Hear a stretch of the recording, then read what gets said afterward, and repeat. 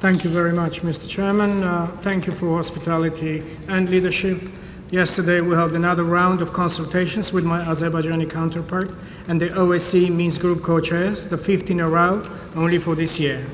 In this respect, I will outline the position of Armenia on the key aspects of the peaceful settlement of the conflict. First, there is no alternative to the peaceful settlement of the conflict within the OSCE Minsk Group co-chairmanship, a format which is internationally mandated and supported. Second, the inalienable right of the people of Nagorno-Karabakh to self-determination represents a fundamental principle and foundation for the peaceful resolution. The recognition of this principle not to be limited in the scope of determination for the final status of Nagorno-Karabakh must be clearly and unequivocally accepted. The term without limitation clearly implies also the right to maintain and determine a status outside the jurisdiction, sovereignty, or territorial integrity of Azerbaijan. The persistent hostile policies and actions of Azerbaijan aimed at undermining and threatening the existential physical security of the people of Nagorno-Karabakh, including the latest attempted aggression by Azerbaijan against Nagorno-Karabakh in April 2016, emphasized the illegitimacy and impossibility of claiming jurisdiction by Azerbaijan over the people of Nagorno-Karabakh. Azerbaijan must assume direct commitment to recognition of the right to self-determination of the people of Nagorno-Karabakh by way of legally binding free expression of the will of the people living in Nagorno-Karabakh, the outcome of which should have no limitation. Third, the security of the people of Nagorno-Karabakh will not be compromised. Under no circumstances, the people of Nagorno-Karabakh should be left without secure lines of defense. There will be no condition assuming a risk to existential physical security of the people of Nagorno-Karabakh, as it was the case in 91 to 94 and in 2016. To underline this point, I refer to the situation in the territories of Nagorno-Karabakh, presently occupied by Azerbaijan, in which Armenians were ethnically cleansed and territories were completely resettled by Azerbaijanis. This reality has recently been presented by the leadership of Azerbaijan as a good example of a settlement of the Nagorno-Karabakh conflict. Fourth, the peaceful settlement should be inclusive by directly engaging all the parties to the conflict. Therefore, Nagorno-Karabakh, through its elected representatives, should be a direct party to the negotiating process.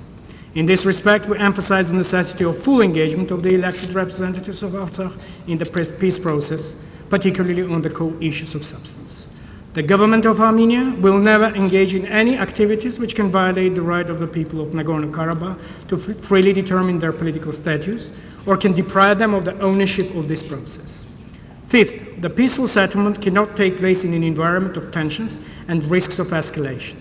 Therefore, the 1994 and 1995 ceasefire agreements concluded between Azerbaijan, Nagorno-Karabakh, and Armenia should be strictly adhered to and strengthened. Risk reduction mechanisms, including OSCE mechanisms investigating ceasefire violations and monitoring ceasefire regime, including by way of expanding the office of the PRCEO, should be implemented. Sixth, the basic principle of non-use of force or threat of use of force should be unconditionally adhered to. The policies of hatred, intolerance, xenophobia, Armenophobia, instigated and directed by the leadership of Azerbaijan, should be denounced. Efforts should be reinforced to prepare populations for peace and to establish an environment conducive to peace. Seventh, the maximalist positions of Azerbaijan, which ignore the will and sensitivities of the people of Nagorno-Karabakh, are fundamental obstacles to a meaningful progress in the peace process. The inability of authorities of Azerbaijan to reciprocate the call for a compromise by Armenia is a point in case. To remind, the Prime Minister of Armenia demonstrated strong political will in announcing that any settlement should be acceptable to the people of Armenia, Artsakh, and Azerbaijan, which is to say that the settlement can only be based on a compromise. Mr. Chairman, Armenia remains engaged in good faith in the negotiating process and will continue to consistently work towards the peaceful settlement. At the same time, it is unacceptable that in light of the present domestic political developments in Azerbaijan, the letter sets out preconditions for the peace process as manifested in a position paper circulated on the eve of this ministerial council. Armenia rejects such a non-constructive approach. Finally, in the past month, we have demonstrated a modest and yet important example of confidence building between all the parties to the conflict. The exchange of journalists from Armenia, Nagorno-Karabakh, and Azerbaijan is a promising example of building trust and inclusive dialogue between the parties at the public level. We're ready to further build on this example. Also, the relatively low level of violence along the line of contact and the international border, as well as the use of direct communication line, should be sustained and enhanced. However, we remain seriously concerned that despite these measures, there have been losses and injuries which could have been avoided.